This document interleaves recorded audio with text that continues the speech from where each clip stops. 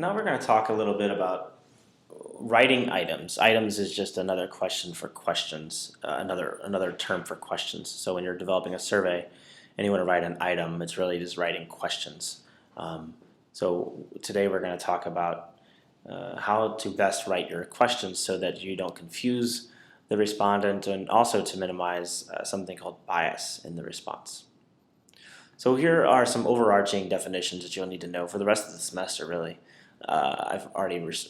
These are common sense definitions, and I've already used a lot of them, but the respondent is really the person who's actually responding to your questionnaire. He's providing the data for the analysis by responding to your survey. The questionnaire is just that. It's the instrument or tool that's used to collect the information that you'll be using for your analysis. The other two items here are open-ended and closed-ended questions, or items. By the way, I'm going to use items and questions interchangeably throughout, so just bear with me. Open-ended items or questions are really ones that where you ask a question, say, it's asked to provide his or her own answer to the question. So you ask a question like, what is your age? And you don't give them options. You don't say, are you less than 20 or 21 to 25 or so on. You just leave a blank and you let them fill it in, literally, in their own handwriting or in your own, but you're writing in an answer. That is an open-ended question. It's open-ended because there is no response category. A closed-ended is just the opposite, where you've given them the actual categories. Respondents are asked to select from a list of possible answers.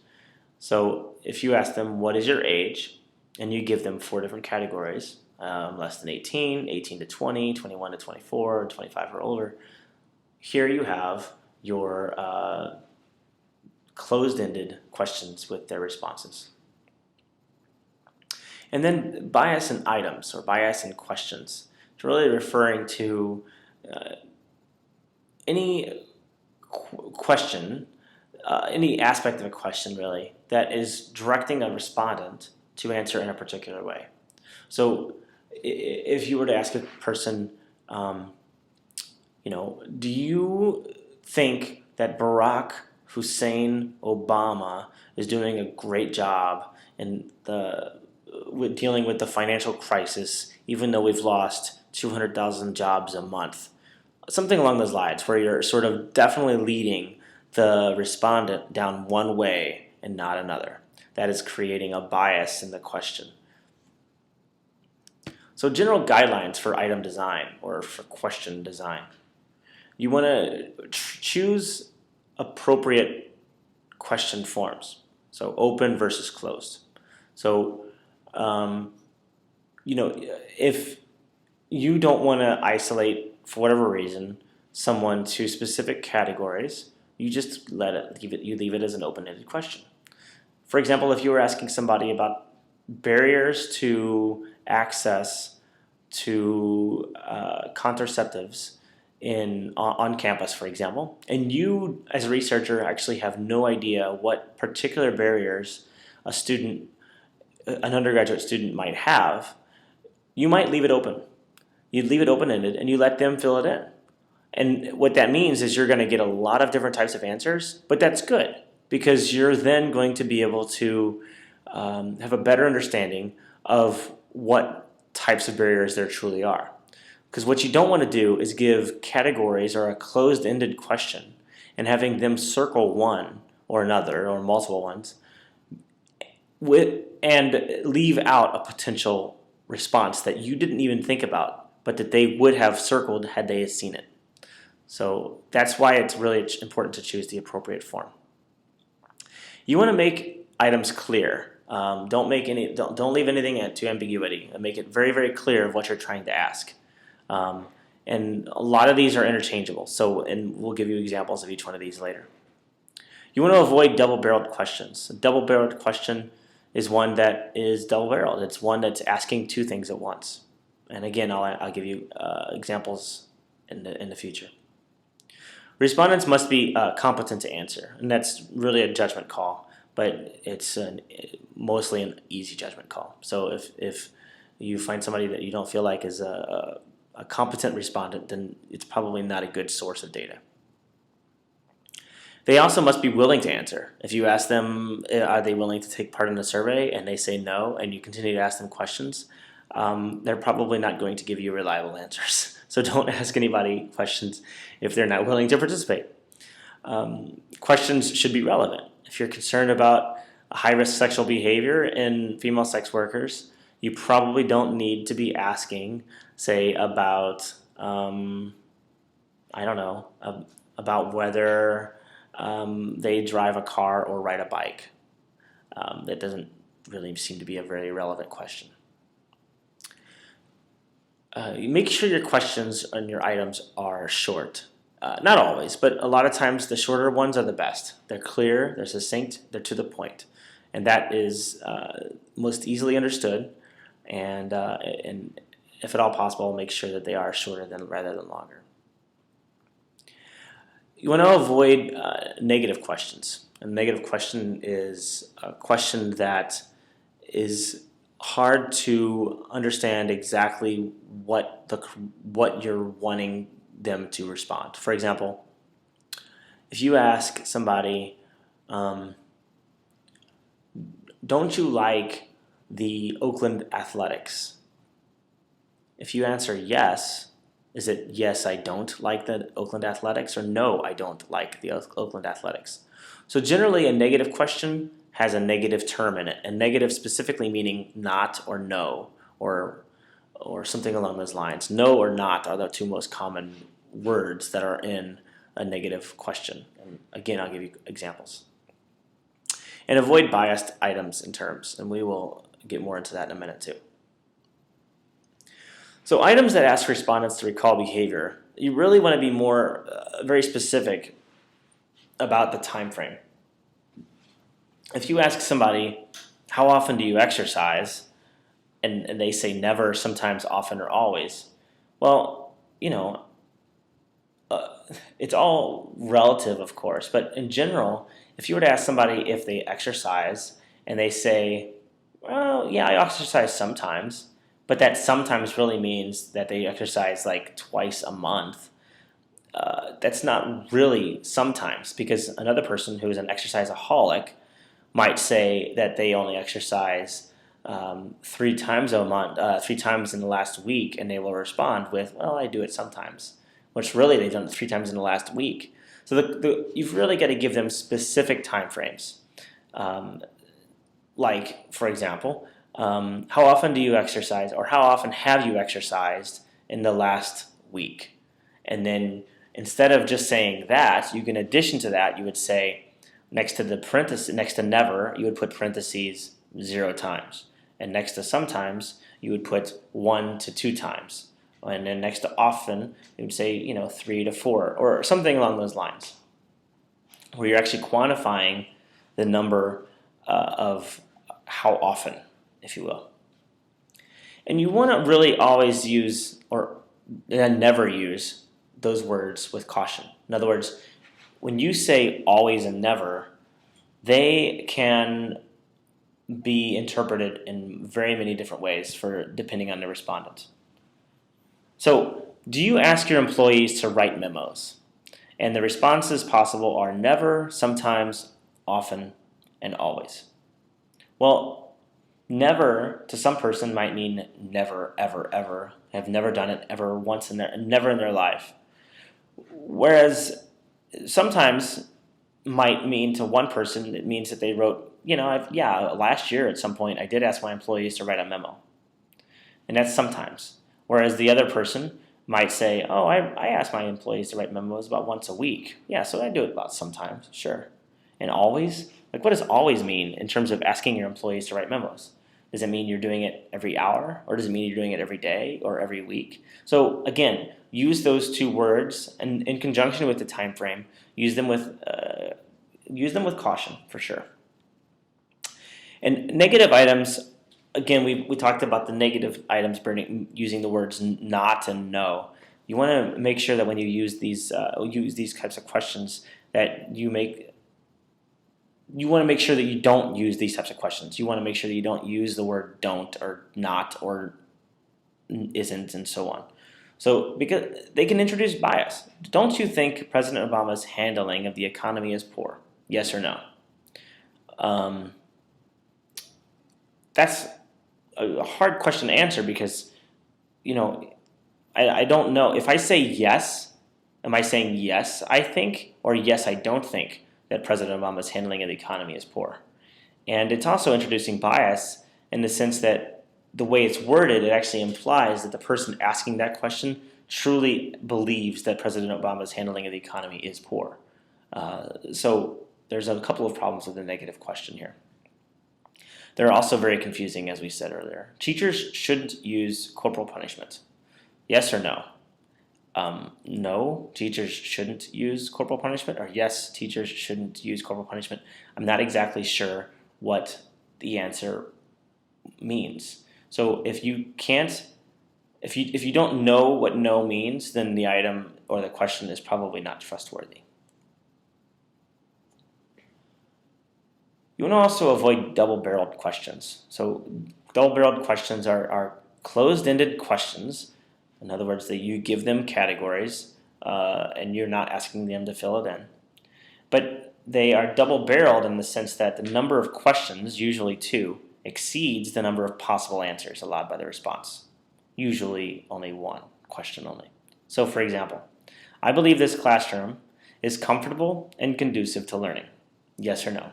The problem with that question is that you've got 2 questions in one, or statements in one. I believe this classroom is comfortable is a fine question or statement. Yes or no? But then you ask also, conducive to learning? So in other words, what if someone said, well, I actually think that the classroom is very comfortable, but it's not very conducive to learning? You couldn't answer this question because you would either say yes or no. That's all, those are your only 2 options. So it's a double-barreled question because you're asking 2 items in one, 2 statements in one. Similarly, you want to avoid combining questions. So you're combining double-barreled questions, which usually create double-barreled questions or unclear items. So do you like the class? Yes, I like the instructor, or no, I don't like the instructor. So the question is more about the class, but the response is about the instructor. So it doesn't make any sense by why you're combining questions and answers here. So again, it all just comes back to being very clear and succinct and avoiding ambiguity in the responses and in the questions. And a proper way to word this question would be, do you like the class? Yes, I like the class. Or no, I don't like the class. And then another question would be, do you like the instructor? Yes, I like the instructor. No, I don't like the instructor. Response categories in closed-ended questions, they should be mutually exclusive and collectively exhaustive. And these are 2 terms that you really need to learn well. And we'll go over this more in the future when we're talking about ways to analyze your data. But what I mean by mutually exclusive and collectively exhaustive is that mutually exclusive is that all the responses given, all the categories possible for a question, one's response to that question can only fall into one category. For example, if you ask them about their age should only be able to fall into one category. If you, and again, we will get into this more as we talk about analysis and data and variable configuration. But you want to just make sure that if they are 18 years old, that you have a category where 18 exists only in that one category. You wouldn't say you have a category of less than 20 and 19 to 21. Those are 2 different categories that are overlapping and that the responses could not be mutually exclusive.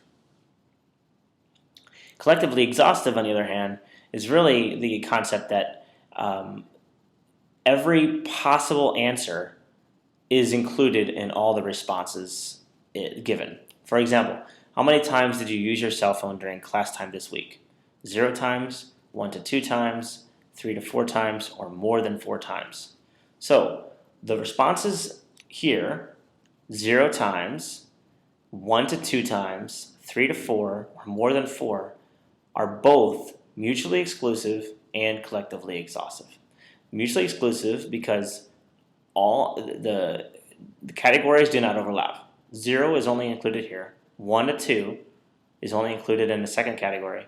3 to 4 is only included in the third category, and more than 4 is included in the last category. So that's mutually exclusive because there's no overlap between categories. It's collectively exhaustive because every possible response to how often or how many times you use your cell phone in class time this week is given. If you had only given the responses 1 to 2 times, 3 to 4, or more than 4, but had not given 0 times, then it's not collectively exhaustive because you have to include every potential response. So again, you want to just make sure that your questions and your items are clear. If you have any acronyms, you want to spell them out. You want to define difficult to understand terms. You want to define technical terms. And if you have to, you can underline, you can italicize, or you can even use bold print to draw attention to specific questions or terms within your question. You also want to make no assumptions about your respondent's understanding or even their motivation to answer a question. So when you are giving the categories of don't know or NA as a possible choice for a question, the problem with those is that, and I'm just as guilty as anybody else, when I'm given a survey, I'm probably looking for an easy way out to finish the survey as soon as possible. And I might just go down the line and answer don't know or NA to all my questions, or very close to all my questions. So it's not necessarily that you shouldn't use them, but use them wisely and use them sparingly. And also, you don't want to really assume your respondents will understand the questions the same way you do. So if you use terms like exercise or employed or single parent, make sure that they mean the same thing that you think they mean. For example, when I was working on a project in Kenya, I believe, it was a survey designed to be asked to the head of household, and we had used local groups and agencies to help us design this larger survey, and we were asking questions about a number of factors in the villages, but asking specifically among the heads of households because we were concerned that the other individuals in the household would not necessarily be truthful because they were subordinate to the head of household, and they were sort of risque questions, if you will. So we asked the questions, and we got the survey results, and we analyzed them, and we discovered that unfortunately, when we were asking the survey and we asked them if they were head of household, they almost universally, the first time, would say no, and then they would go get the head of household, who ended up being a village elder. So in this particular village, head of household was not the same concept that we have here, or even anywhere else in the bigger cities in Kenya. It was really specific to the rural villages. The head of household was interpreted as a village elder. So the results we got were really not all that applicable to what we were trying to get to. And all the results we had were really reflective of the village elders. So closed-ended items that ask respondents to quantify something, you want to make sure that you use a ranking scale in the choices, but not specifically in the question. Okay? So in other words, here we're using very happy in the question. And you don't want to do that. You want to avoid very or in any sort of ranking within the question itself. And you'd rather do that in the answer. So do you consider yourself a very happy person these days, yes or no?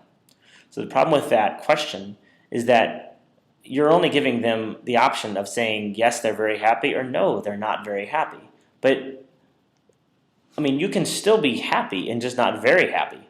But unfortunately, in this question, the way it's designed, you would only say yes or no. And if you say no, then you're not very happy, but you might be happy, but you never know. It's all included in no. Ideally, you'd make it much more clear, and you would say, how happy do you consider yourself these days? And you would say, not too happy, pretty happy, or very happy. And now the responses are much more clear, and you're capturing much more information with simply a tweak of the question and added a couple categories. And the information you get here is much more informative than simply this question, do you consider yourself very happy? You also, a lot of times you want to avoid fill-in-the-blank items. This isn't the same as an open-ended question where you're asking them, say, their age.